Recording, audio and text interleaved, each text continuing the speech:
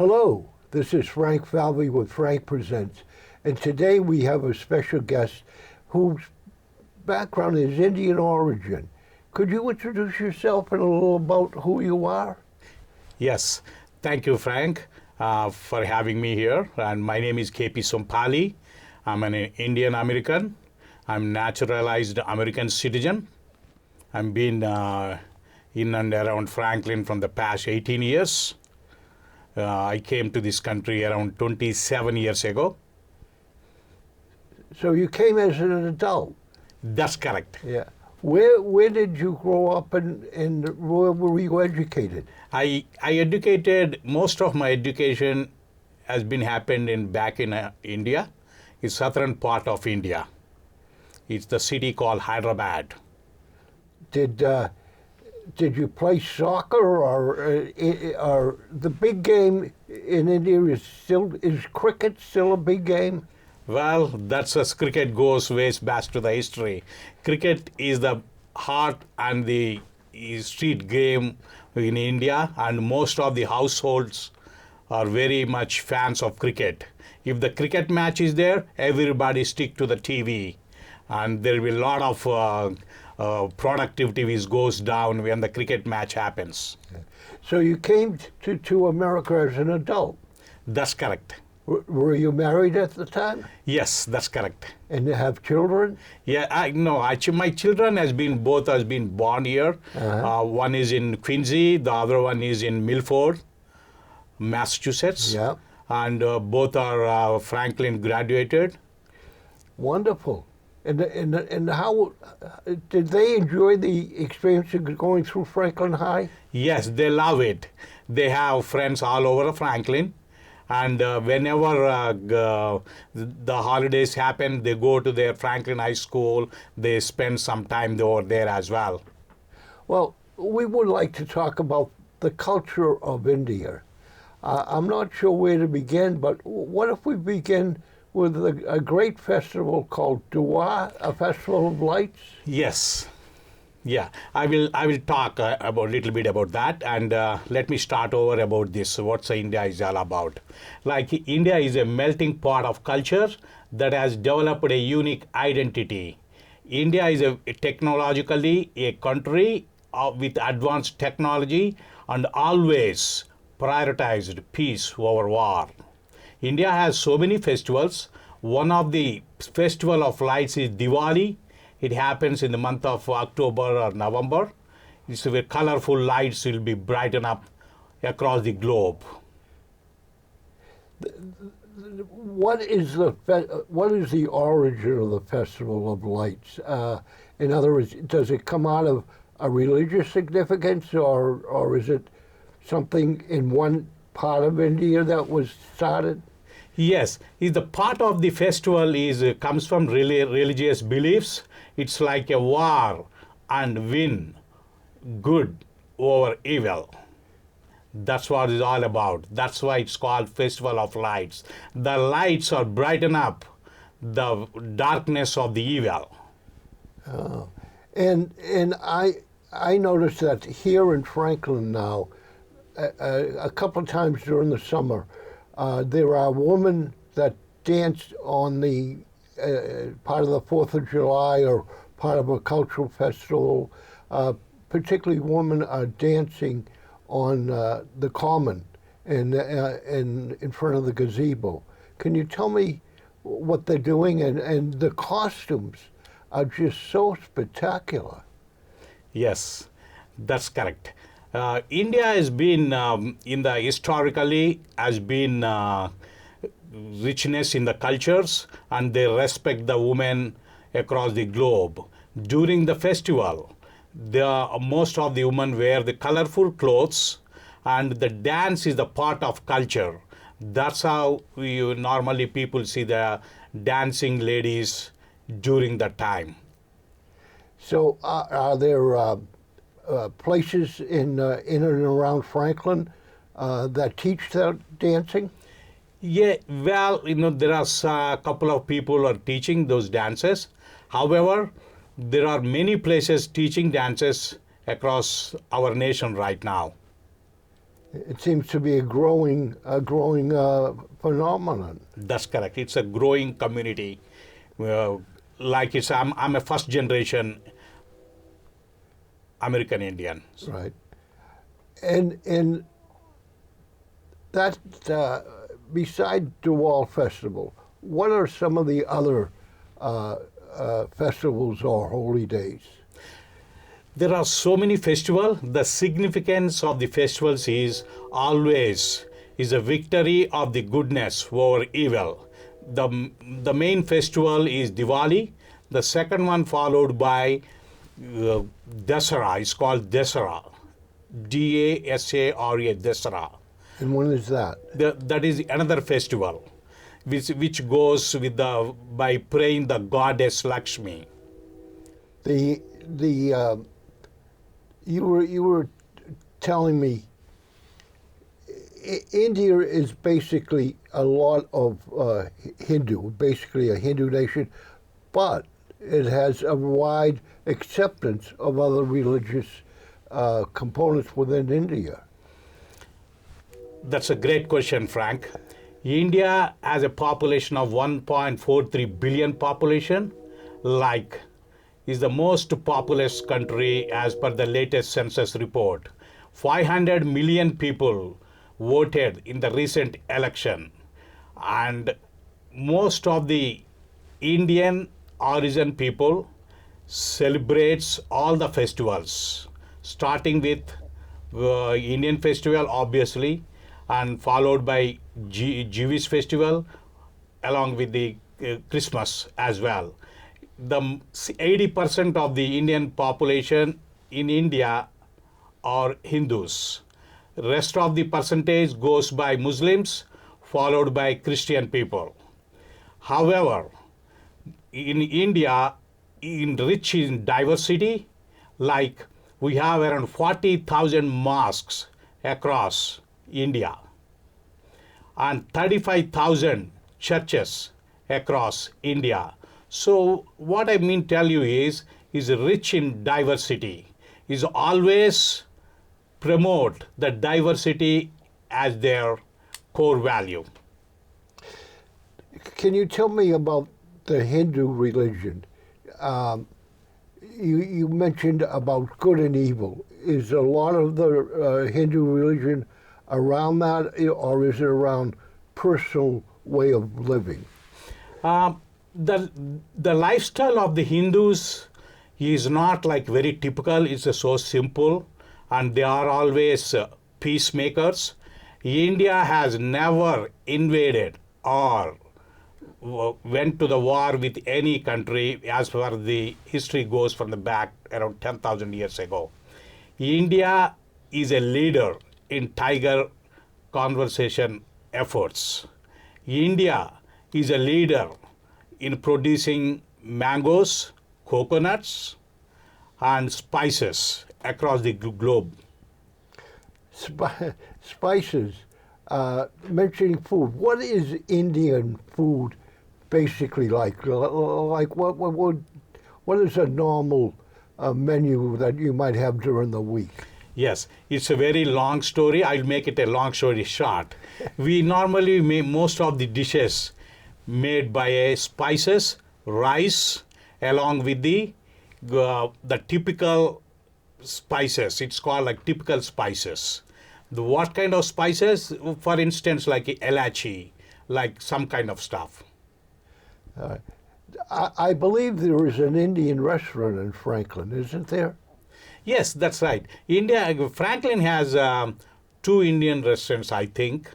It's a well-renowned restaurants, and people go all the time and carry on as well. Do you know the names of them? Yeah, one of them is Mirchi. The other one is the other one I forgot the name. And where is the first restaurant? Is it downtown? Yeah, the downtown. It's a downtown in Franklin. And that's basically. So the food is basically spices. Is there much meat, or is the food basically vegetable? They have a wide variety of foods on their menu. like chicken, like what do you call the other one is goat, lamb, Yeah. and fish, Yeah. along with the vegetable dishes as well. And the most popular dish in chicken is chicken tikka masala. Is what now? Chicken tikka masala. It sounds like Italian chicken. Yeah, made with a lot of spices with a creamy juice. And coming back to our Franklin restaurants, of one was mirchi. It's called the mirchi means is the what do you call that's the highest spices in their nature. The other restaurant is called Curry House. Curry House. Curry House Route 140. across from the CVS. Yeah, across from the CVS. Staying with the food, though, we haven't got to dessert yet. What would you normally? What would your normally dessert be like? What would it be made of? Desserts is we have wide variety of desserts. Like Indian restaurants, all they come up with one kind of desserts. It's called gulab jamun, made with flour and the sugar. It's a juice of sugar. And the other one is rasgulla. It's a white balls made with the creamy juice. Oh, The both are very popular in Indian restaurants. what is curry? Curry is I'm not. It's not meat, right? Yes, curry is a common term. We use it like if it is a chicken made with the chicken, it's a chicken curry. Made with the goat curry. Made with the shrimp curry. And made with the vegetable, it's a vegetable curry. Curry is the common term we use it behind the name. And then you define it by the meat. That's or correct. what's in it. What's in it? Yes. And how about drinks? Italians love their wine. What do In terms of drinks, it's not like they don't offer on their menu with the alcoholic drinks. There are non-alcohol drinks made with buttermilk, made with milk. It's called lassi, Lassi, made with the flavors of mango, other fruits. Okay. The music, the music of India. Okay, I know back I think in the 60s and 70s we had a famous sitar. Is it sitar that he played? And he sat cross-legged, and everyone in the world, especially in the United States, went crazy over this guy. Oh, well, you asked a very good question. That goes back to my grandfather's generation. Sitar is one of the instruments, is globally recognized by Ravi Shankar Pandit.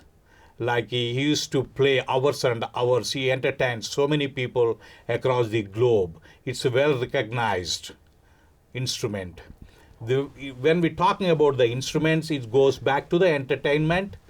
In entertainment industry, India produces highest movies in the world, like 2,000 movies in the world. Movies, like going to the theater. That's correct. 2,000 movies per year. Yeah. So most of the movies they entertain globally with different languages. As we know, India has 22 official languages. However, 22 different languages. officially recognized languages, Okay. and main recognized languages as were Hindi and English. Most of the Indians speak English as well. So is the languages because of different physical locations in India that the languages develop differently? I mean, I would gather that certain languages are specifically probably in certain locations. Am I right? That's exactly right. However, there is only 22 languages recognized by the government of India, and most of them speak English as well. It's not like they speak only their mother tongue, they speak English as well. Why that is so? India has been ruled by Britishers for a long time. So most of the Indians speaks English and understands very well. The Mahatma Gandhi, where there is a statue in Sherborne, Mass. Of him that I really recommend you someday you go to stop and see. Really, I guess was trained well in what you call making peace, because he started in South Africa and then moved to India. A couple of things about India's past is that in 1947, India no longer,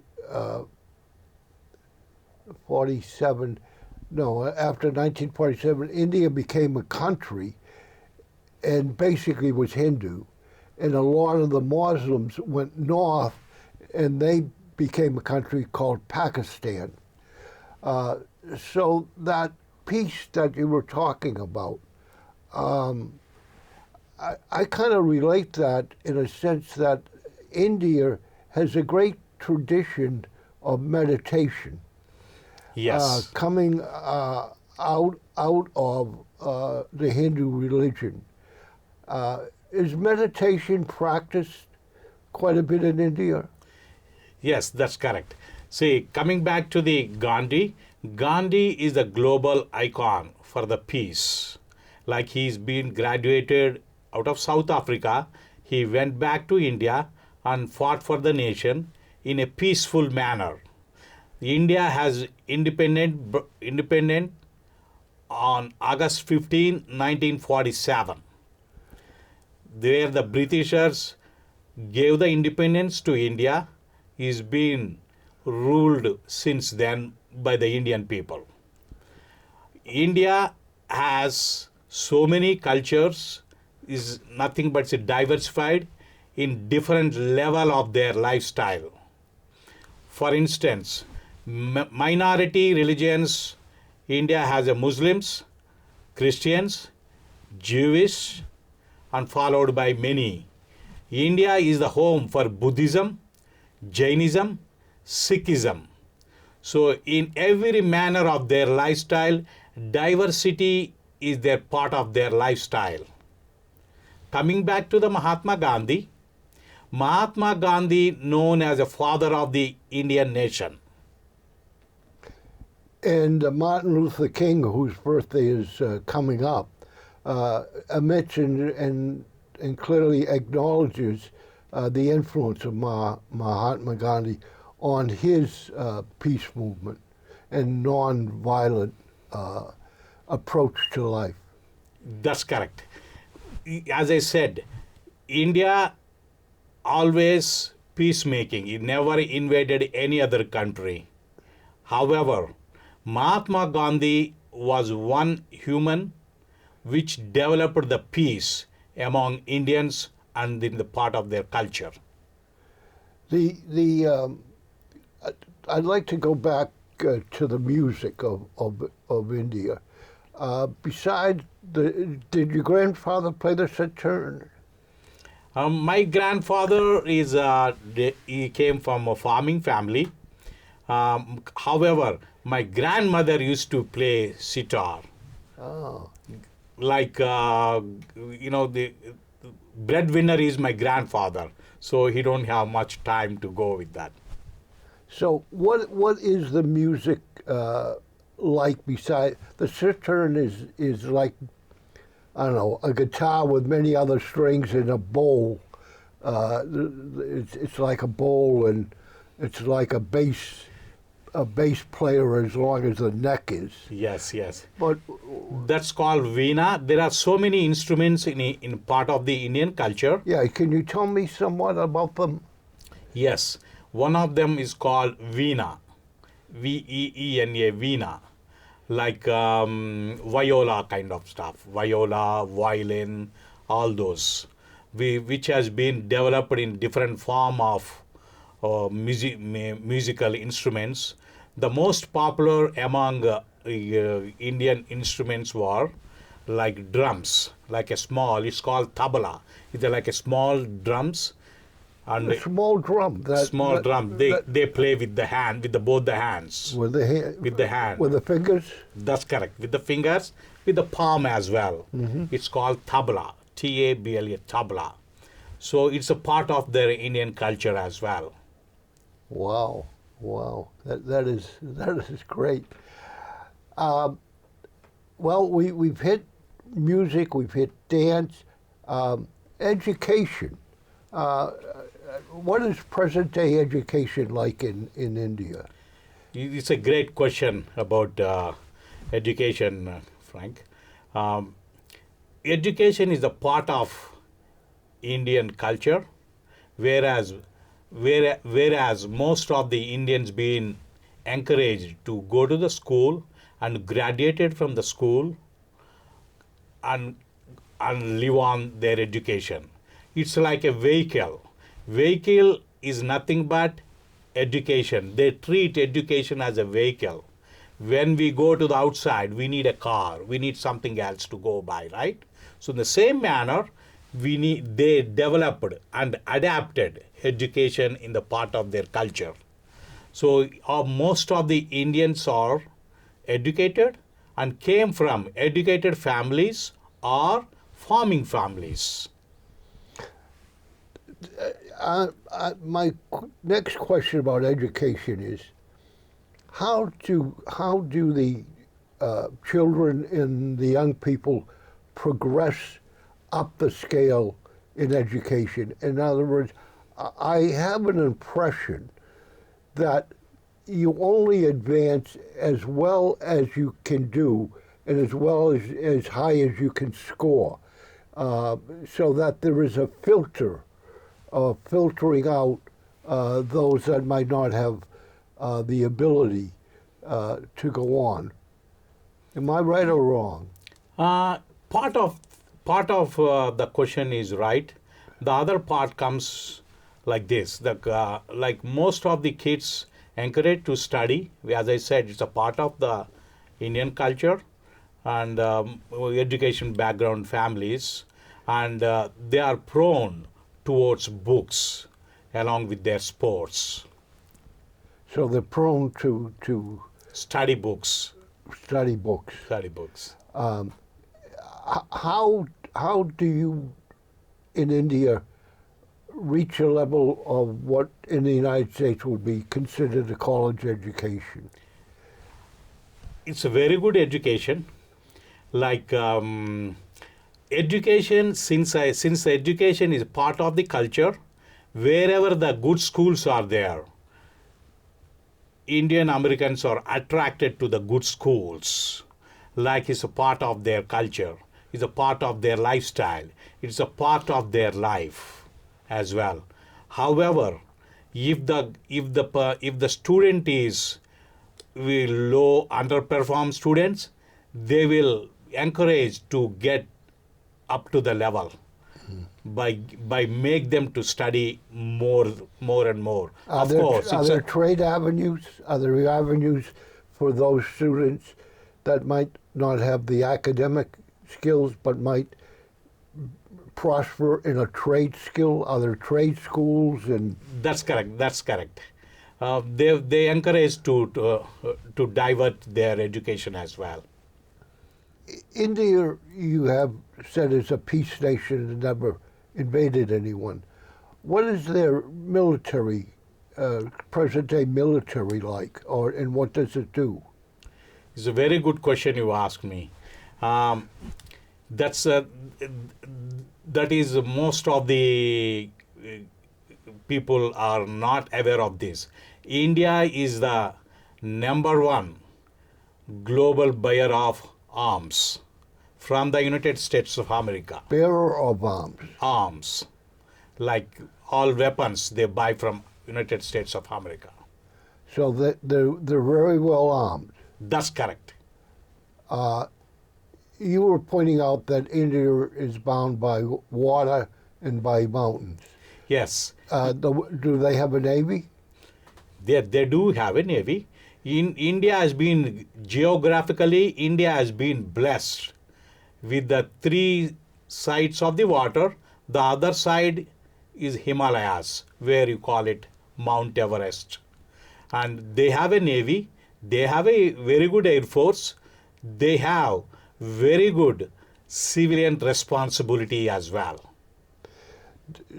In the Mediterranean, and particularly the Mediterranean Sea, and I realize that there's a difference between where India is in the Mediterranean, where the Arab countries are, but there are pirates stopping oil ships, causing havoc. Has Navy ever helped in preventing pirates in that area? Yes, the Indian Navy is very strong. Like India Navy helped other countries while these pirating problems. However, there is a technology transfer between United States and India on the pirating thing as well. India is a powerhouse economically in economic growth. And you mentioned some agricultural products and spices, but what else, from an industrial point of view, is India's greatest economic mover? As I said, India is very rich in soil, as well as India is holding fifth position in GDP, followed by number one is ours, the second one is China, followed by German, French, fifth is India. India GDP is projecting like growth 7% for the fiscal year 25-26 as well. However, India exports software, India exports mangoes, India exports steel, India exports jute. India number one producer of jute in the world.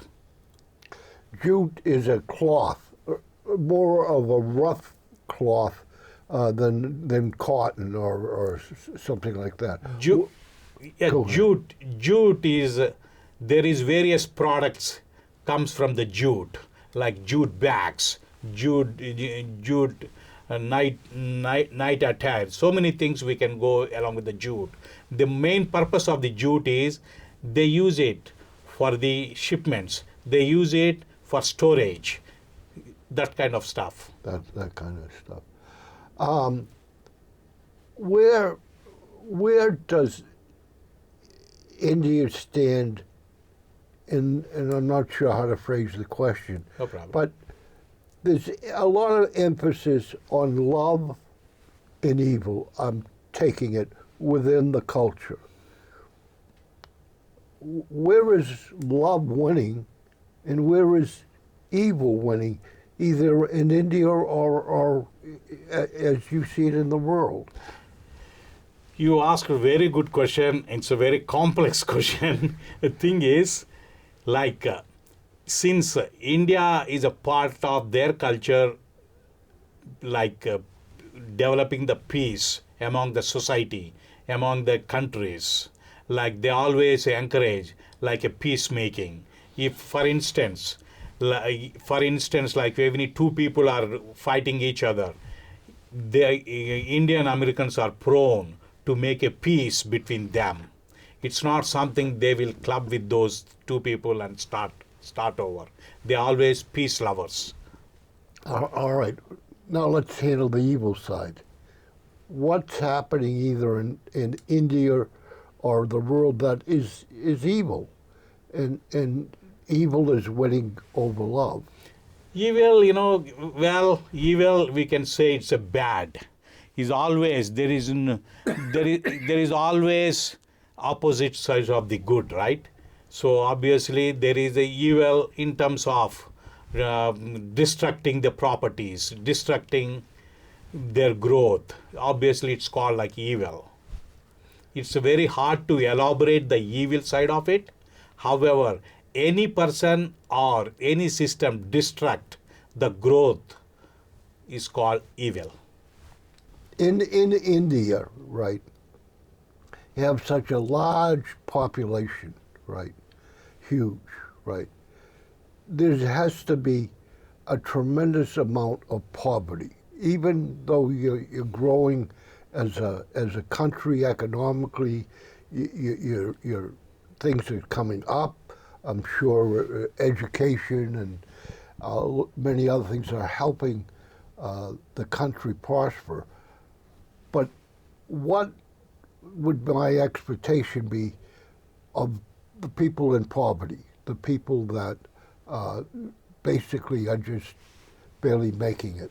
Yes, India was under poverty before, like early 80s, like that, but not anymore. Some of the places are in under poverty, maybe some places like in rural side.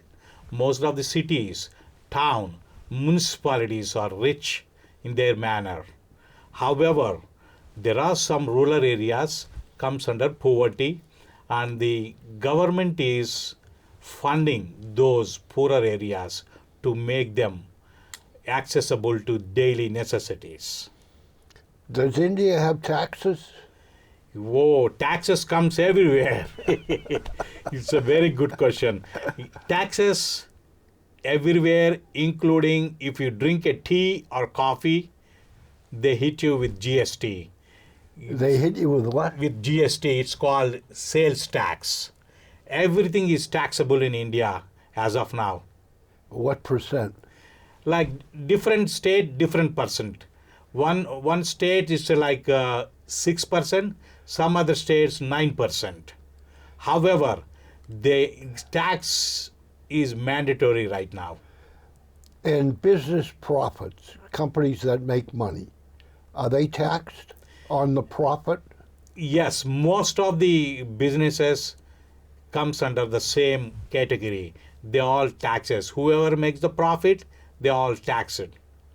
Like there is a lot of differences came and controversies came when they impose these kind of taxes on those businesses and all. However, whatever good for the country, they are implementing it.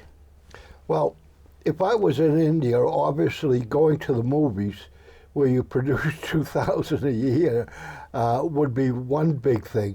But for entertainment, and if I was going out or had a date and we wanted to go somewhere, what do people do for entertainment? Most of the Indians are, well equipped with the televisions, all those platforms in their houses.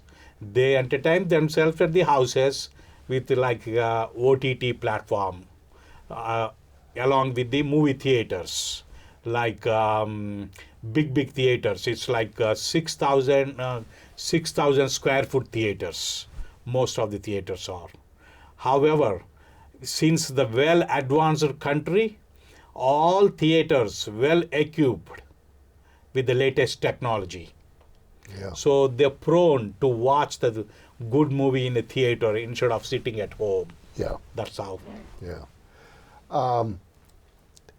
What is the question that I haven't asked you that you'd like to talk about? Well, Frank, you asked most of the questions and you covered a lot. And if time permits, we can interview next time. Thanks for having me. KP Sompally, it's been a pleasure having you on the show. I learned more things about India in this half an hour or so than I ever realized, and thank you for correcting me on some things that I had misconceptions about. But this is what we want to do. We want to present India the way it is, and to do that, we may even have some cooking shows in the future. We may even have some music in the future. Sure. But mainly, the people go wild on the common when they see your lovely woman dancing and the beautiful embroidered, I mean, just ornamented gowns. So I want to thank you, and we both want to thank you for watching, and hope you tune in again and follow India, because there are a large population along Route 9 and in Franklin, and there is even a store where the old Christmas tree shop used to be on Route 9 on the way to Worcester. So please say hello to the kids in the school system. Go hear some of the wonderful music that the Franklin High School and grade schools and a lot of Indian students are playing in the band and orchestra and participating in the music and cultural programs, which I want to thank you for. Thanks for having me, Frank. You're welcome.